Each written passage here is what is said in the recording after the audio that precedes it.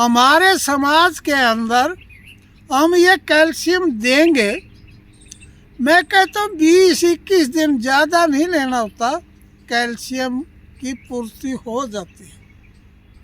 आज मैं आखिरी बार में एक बात बता देता हूँ। मेरे समाज के अंदर 15 साल के बच्चे, 20 साल के बच्चे और 25 साल के बच्चे के एक दिमाग में मानसिक रोग आ जाता है और वो कहते हैं मैं शादी करा लूँगा परंतु कामयाब होऊंगा या नहीं होऊंगा। इतना इशारा ही काफ़ी है। या एक इशारा का मैं आपको बताता हूँ, अपनी औरत के पास जाने का संकोच करते हैं। मेरे देशवासियों, ये दौलत आपके पास है, मेरे किसान के खेत के पास है। ज़रा सुन लीजिए, 1 किलो क्या हो, घी हो, गाय का देसी घी और 2 किलो प्याज का रस। बच्चों की संकोच दूर हो जाएगी और उसको अच्छी तरह से उबालिए। 1 किलो घी ठंडे में डाल दीजिए, 2 किलो प्याज का रस। बच्चे के दिमाग में एक संख्या होती है, कहते हैं मेरा लिंग छोटा है, पतला है, इस तरह की गलत धारणाएं होती हैं।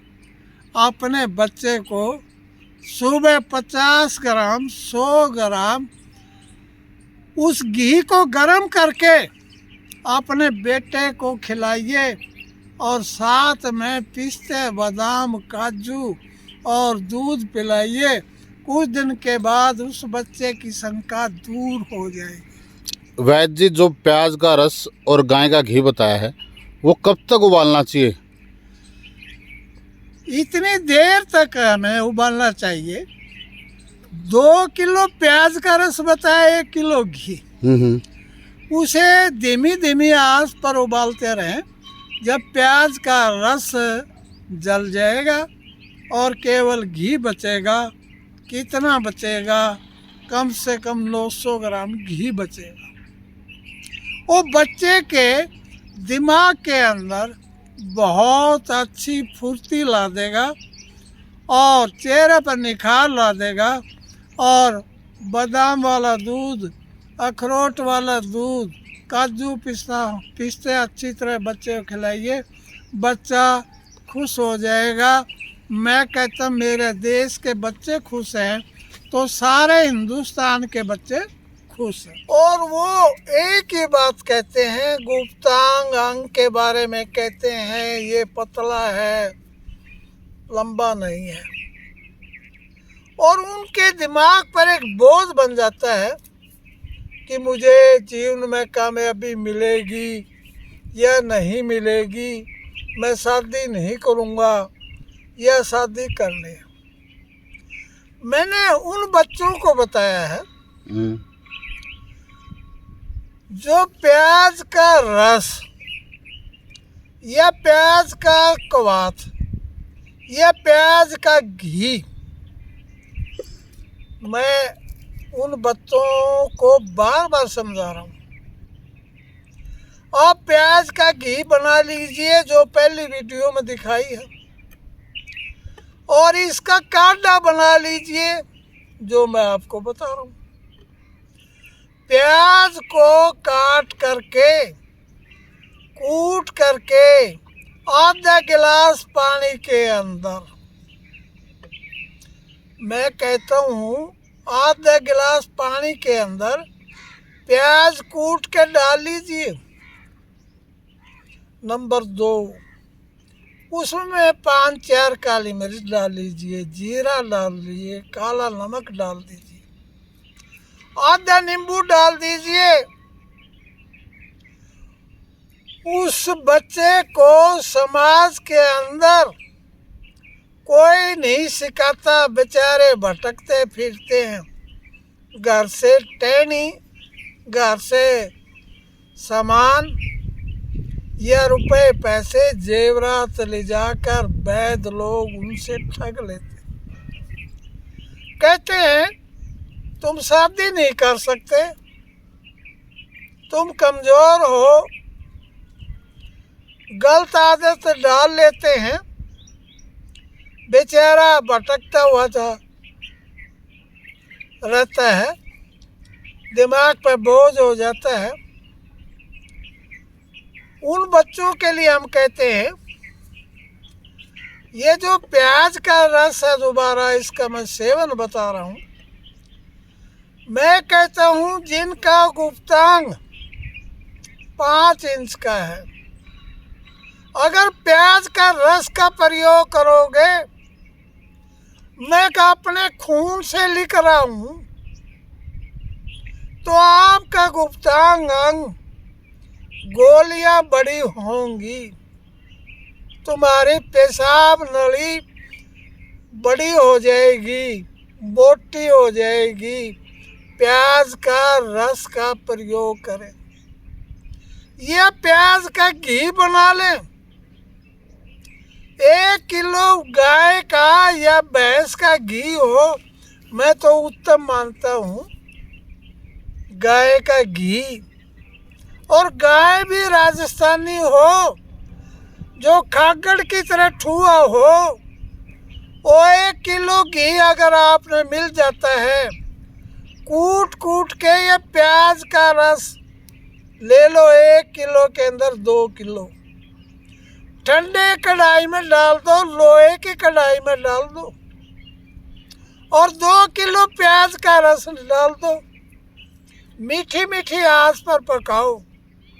पकने के बाद प्याज का रस वाष्पीकरण होके क्या है, उड़ जाएगा, घी बचेगा 900 ग्राम। उस बच्चे को कह दो, जिंदगी भर याद रखेगा। और मेरे लिए भी एक मिठाई का डिब्बा तैयार रखेगा।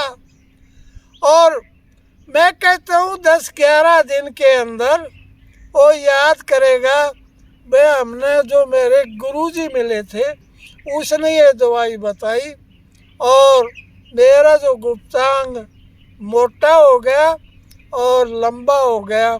जैसे 5 इंच का है तो 7 इंच का होगा।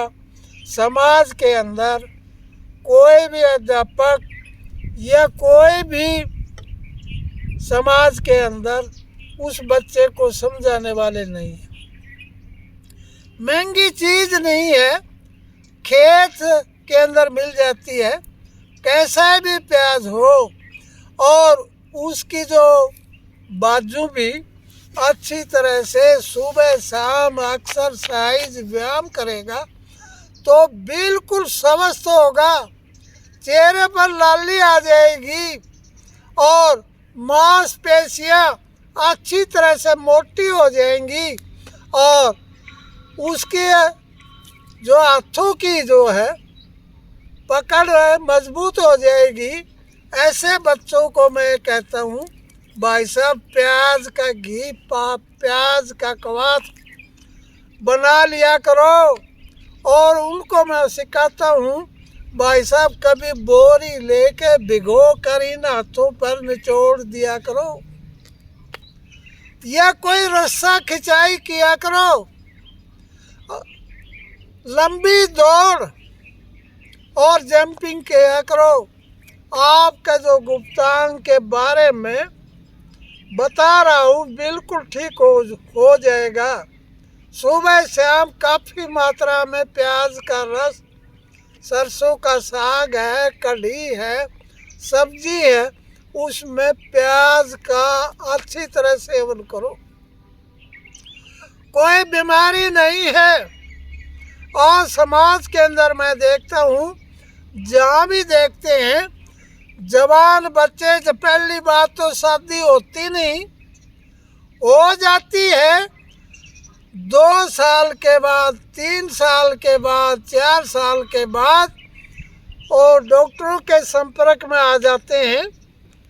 कहते हैं आपके संक्राणु कम हैं और अच्छी तरह से आपको 55% से ज़्यादा होने चाहिए, 65 हो, 75 हो, 85 हो।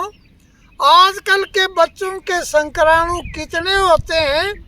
किसी के 30 होते हैं, किसी के 25 होते हैं, किसी के नील होते हैं, किसी के 45 और 50 पे आके कहते हैं अब और ज़्यादा संक्राणु नहीं है। अगर 55% संक्राणु होंगे तब आपको बच्चे की प्राप्ति होगी। मेरे देशवासियों, एक ही चीज़ पर यह देश खड़ा है। कहते हैं अश्वगंध ले लेना, सफ़ेद मूसली ले लेना, काली मूसली ले लेना, या 20 औषधियों का नाम लेते हैं। आराम किसी से होता नहीं, परंतु बूढ़े अध्यापक की बात को ध्यान कर लो, अच्छी तरह से प्रयोग कर लो, आपके दिमाग की ये जो भय है वो निकल जाएगा। मेरे देशवासियों, सुबह 4 बजे उठो, अनुलोम विलोम करो, लंबी दौड़ मारो और पीपल के नीचे अच्छी तरह से व्यायाम करो।